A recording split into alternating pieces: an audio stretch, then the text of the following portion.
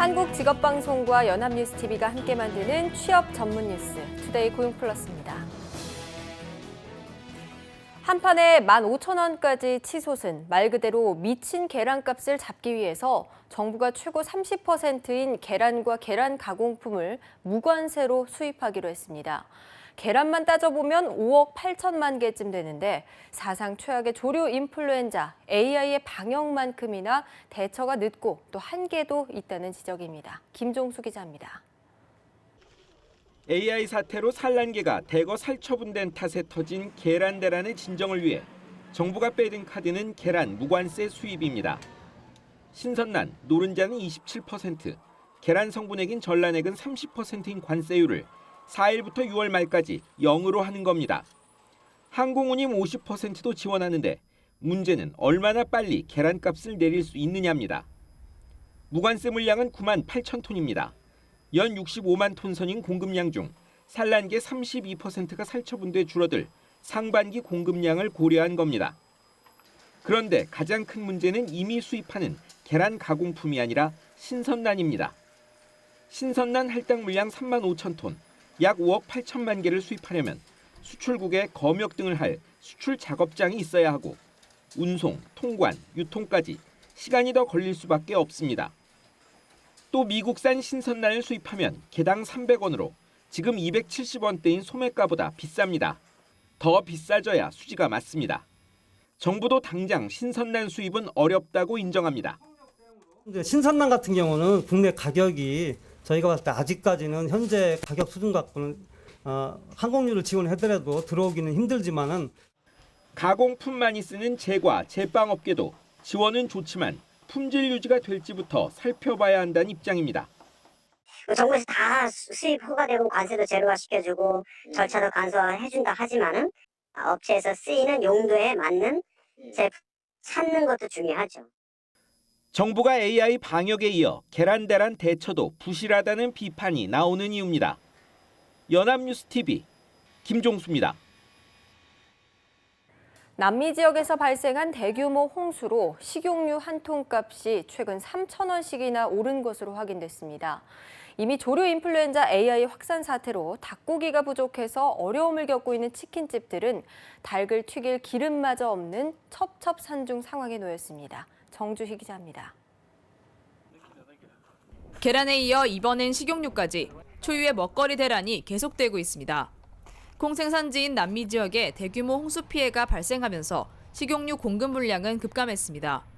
이 때문에 18리터짜리 식용유 한 통 값은 최근 들어 3,000원이나 올랐습니다. 물건이 없어요. 지금 생산을 못 하고 있어요. 원유가 없고 없는 데다가 뭐 어디 들어오는 데는 원유의 질이 좀 떨어지는데도 언제 생산을 해줘야지. 일단 저희는 매일매일 납품을 하잖아요. 근데 물건이 없으니까 어떻게든 좀 만들어주라. 가장 큰 피해가 우려되는 곳은 하루에 18리터 식용유 한 통 이상을 소비하는 치킨집입니다. 산란계에 집중돼 있던 조류 독감이 식용닭인 육개까지 번지면서 닭고기 물량이 현저히 줄었는데 식용유 공급까지 원활하지 못하게 됐기 때문입니다.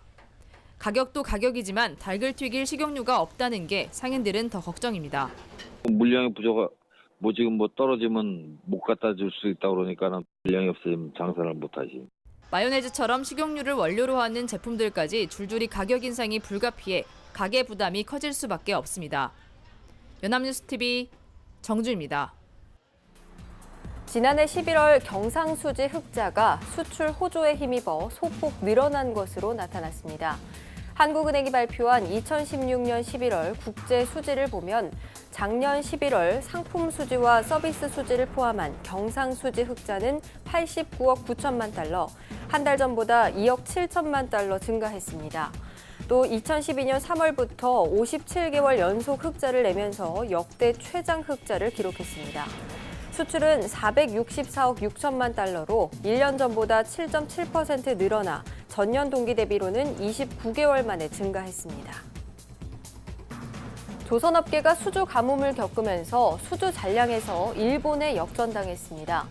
영국 조선해운 시황 전문기관 클락슨에 따르면 작년 말 기준 한국의 수주 잔량은 1,991만 6,852 표준 화물 환산톤으로 일본보다 14만 표준 화물 환산톤가량 적었습니다. 우리나라가 수주 잔량에서 일본을 앞선 것은 1999년 말로 작년 말 17년 만에 추월을 허용한 겁니다. 국가별 수주 잔량 순위는 중국이 1위며 일본과 한국이 2, 3위를 두고 경합하는 모양새입니다. 대내외 불확실성이 커지다 보니 국내 금융시장도 불안한 모습을 보이고 있습니다. 전문가들은 재테크 시 분산 투자를 통해서 위험을 줄인 뒤 기회를 노려야 한다고 조언합니다. 김동욱 기자입니다. 올해 재테크에 나설 때 가장 먼저 체크해야 하는 건 금리 인상 속도입니다.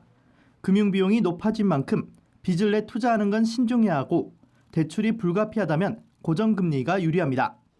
전문가들은 올해 분산 투자를 통해 위험은 줄이면서 해외 상품에 관심을 가질 필요가 있다고 조언합니다. 국내보다는 해외 채권, 그리고 미국 달러와 주식 등에 투자하는 상품이 유망 투자 대상으로 꼽힙니다. 국내 주식에 투자한다면 대형주에 관심을 가지는 것이 좋습니다. 비과세 혜택 축소도 체크해야 합니다. 장기 저축성 보험에 대한 비과세 요건이 오는 2월 3일부터 일시납은 1억 원, 적립식은 월 150만 원으로 축소됩니다. 금리 인상에 대해서는 서서히 준비 단계에 들어가셔야 될 것 같은데요. 그 세법 개정을 앞두고 있으니까 보험은 좀 1월 달 안에 가입을 서두르셔야 될 것 같다. 부동산 투자는 금리 변수가 커 당분간은 보수적인 접근이 필요합니다. 수요가 꾸준한 신축 소형 주택에 관심을 가지는 편이 좋고 대출 금리를 감당하지 못한 급매물을 노리는 것도 방법입니다. 임대 수요가 풍부한 지역에 위치한 소형 아파트나 상가 등에 투자금이 몰릴 수 있고 경매를 통해 시세보다 싼 값으로 부동산을 구입할 수 있는 기회도 많아질 것으로 전망됩니다. 안정적으로 여윳돈을 굴리면서 기회를 노리는 재테크 전략이 불확실성의 시대를 극복하는 방법이 될 수 있습니다. 연합뉴스TV 김동욱입니다. 사드 배치 보복 의도를 노골적으로 드러내며 우리 항공사들이 신청한 전세기 운항을 전격 불허했던 중국이 동남아 지역으로 향하는 전세기 운항을 승인해서 논란이 일고 있습니다.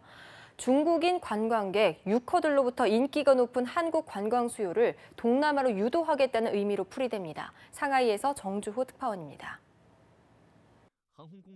중국이 한국행 전세기 운항 신청을 불허하는 대신 동남아 지역으로 향하는 전세기는 허용했습니다. 중국 당국은 하이난 항공이 신청한 라오스, 캄보디아를 오가는 3개 노선의 전세기 운항 신청을 승인했습니다. 모두 지난해 남중국해 영유권 분쟁 당시 중국의 입장을 적극 지지했던 나라들입니다. 이번 조치는 중국이 사드 배치 보복 의도를 노골적으로 드러내면서 춘절 연휴 기간 성수기를 노린 한국 항공사들의 전세기 운항 신청을 받아들이지 않은 것과 상반됩니다. 중국은 해외여행을 20%가량 줄이라는 지침을 오는 4월까지 한국에만 적용키로 한 상태입니다. 중국이 유커들로부터 인기가 높은 한국 관광 수요를 동남아 지역으로 유도하겠다는 의미가 있는 것으로 보입니다. 유커 송출을 무기로 삼아 마찰을 빚는 주변국에는 유커 감축으로 압박을 가하고 중국의 입장을 따르는 국가에는 유커 증원을 통해 혜택을 제공하려 한다는 겁니다. 이런 중국의 행보가 반시장적이며 대국답지 않다는 지적도 나오지만 중국은 아랑곳하지 않은 모습을 보이고 있어 우려가 커지고 있습니다. 상하이에서 연합뉴스 정주호입니다. 한국과 미국, 중국, 일본 4개국의 주식 부자를 국가별로 40명씩 꼽아보니 한국의 상속형 부자 비율이 가장 높았습니다. 기업 경영성과 평가 사이트 CEO 스코어가 미국 포브스에서 매년 발표하는 한국, 미국, 중국, 일본 4개국 상위 주식 부자 40명씩 총 160명의 2007년부터 2017년 재산 현황을 조사한 결과 전체 중 112명이 창업을 통해 백만장자가 된 자수성가형 부자였고 상속형 부자는 48명이었습니다. 상속형 부자 비중은 우리나라가 62.5%에 달했고 일본은 30%, 미국 25%, 중국은 2.5% 순이었습니다.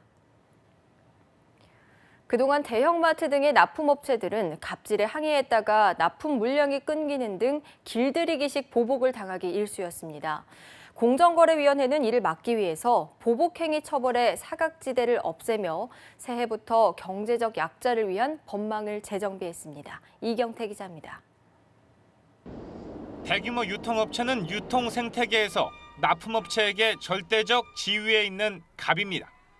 이런 지위를 이용해 일방적으로 납품 단가 인하를 통보하거나 공짜 노동을 강요하는 등 각종 갑질이 좀처럼 근절되지 않고 있습니다. 이런 불공정 행위를 금지하는 대규모 유통업법이 있지만 납품업체는 신고는커녕 조사 협조만 해도 대형마트 측의 보복에 시달릴 수 있습니다. 또 신고하면 당연히 어떤 업체가 신고해도 찾아낼 텐데 또 신고하면 보복 들어올 텐데 어떻게 무서워서 신고하겠어요. 공정거래위원회는 대규모 유통업체의 보복 행위 근절을 위해 관련법의 사각지대를 없애기로 했습니다. 불법 보복 행위의 범위를 확대한 대규모 유통업법 개정안이 국무회의를 통과해 조만간 국회에 제출됩니다. 현재는 납품업체가 직접 신고한 건에 대해 유통업체가 계약을 변경하는 경우만 보복으로 인정됐지만 법이 통과되면 분쟁 조정 신청과 조사 협조 후 벌어진 불이익도 보복으로 규정됩니다. 불이익의 범주엔 불리한 계약 조건 변경과 납품 기회 제한 외에도 거래 중단이나 납품 물량 축소 등이 새롭게 포함됐습니다. 연합뉴스TV 이경태입니다. 국내 직업 종사자의 61%가 10년 안에 인공지능과 로봇으로 대체될 위험이 있다는 연구 보고서가 나왔습니다. 한국고용정보원이 관련 전문가들을 설문한 결과 2025년이면 인공지능과 로봇의 기술 수준이 사람의 직업 능력을 상당 부분 대신할 정도가 될 것으로 예측됐습니다. 직업별로는 청소원과 주방보조원 등 단순직은 대체 가능성이 높은 반면 회계사 등 전문직은 낮았습니다. 회계사는 변화하는 제도에 대응하는 전문성을 가졌기 때문에 또 조종사는 생명과 관련된 중요한 의사결정이 필요하기 때문에 대체 가능성이 낮다고 예측했습니다. 요즘 눈썹 문신과 같은 반영구 화장은 젊은 여성뿐만 아니라 남성에게도 인기가 많습니다. 이런 시술은 엄연한 의료 행위라서 비의료인은 할 수 없는데요. 법을 어기고 프리랜서를 고용해 무면허 의료 행위를 하게 한 의사 등이 경찰에 붙잡혔습니다. 정선미 기자입니다. 서울 송파구의 한 피부미 성형외과 의원. 병원 안에 있는 피부 관리실에는 여성들이 침대에 누워 피부 관리를 받고 있고 성형수술하는 수술실도 있습니다. 언뜻 보면 평범한 병원 같지만 이곳에서는 의료인이 아닌 화장사들이 눈썹 문신 등 무면허 의료 행위를 한 것으로 드러났습니다. 병원 원장 강모 씨는 지난해 2월 브로커로부터 알게 된 반영구 화장사 4명을 프리랜서로 고용했습니다. 그리고 환자 200여 명에게 눈썹 문신 등을 시술해 7천여만 원의 부당이득을 얻었습니다. 프리랜서들이 사용하는 시술 필요한 의약 같은 마취 다 가지고 오세요. 요즘에 성형외과 이쪽으로 많이 선호를 하기 때문에 의사로서 그 자격은 갖춰져 있지 않지만 결과적으로 돈을 벌기 위해서 프리랜서를 무자격자들을 고용해서 시술한 것으로 확인됐습니다. 이곳에서 일하는 간호조무사는 지난해 10월 수술실 내에서 무단으로 향정신성 의약품인 프로포폴도 투약했습니다. 강 씨는 이 사실을 알면서도 관할 관청에 신고하지 않고 향정신성 의약품의 재고량을 맞추기 위해 환자의 진료 기록부를 조작하기도 했습니다. 송파경찰서는 강 씨와 반영구 화장사, 브로커와 간호조무사 등 7명을 보건범죄 단속법 등 위반 혐의로 불구속 입건했습니다. 연합뉴스TV 정선미입니다.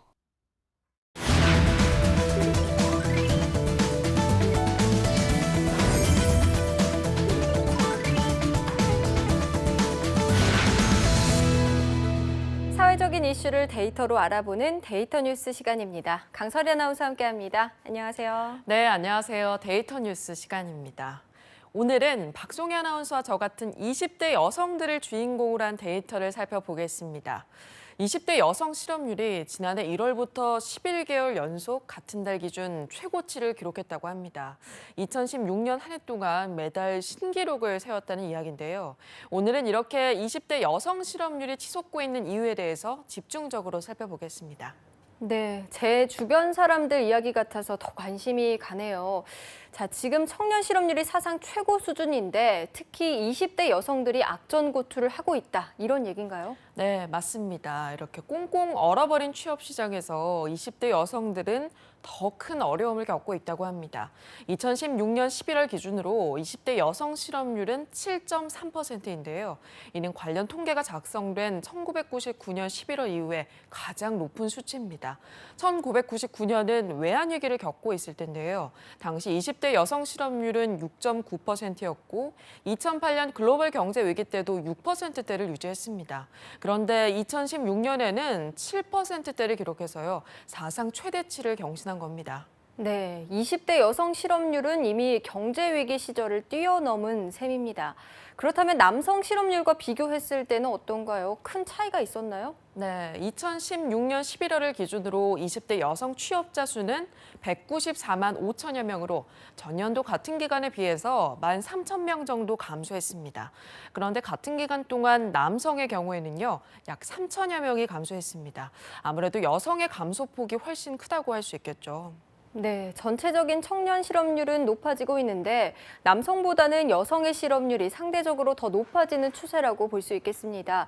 그럼 어떤 이유 때문에 이런 현상이 나타나는 건지도 알아볼까요? 네, 전문가들은 여성 청년 실업률이 심각한 이유를 경기 불황으로 분석을 했습니다. 사정이 좋지 않은 기업들이 대규모 신입 공채 대신에 경력직 채용을 늘리고 있죠.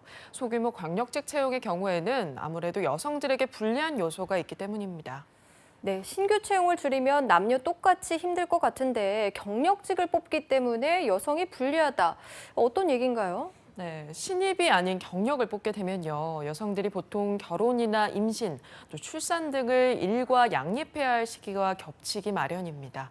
그런데 출산휴가, 육아휴직 등의 비용을 감당하면서 젊은 여성을 뽑는 걸 기업들이 좀 부담스러워한다는 거죠. 네, 그렇군요.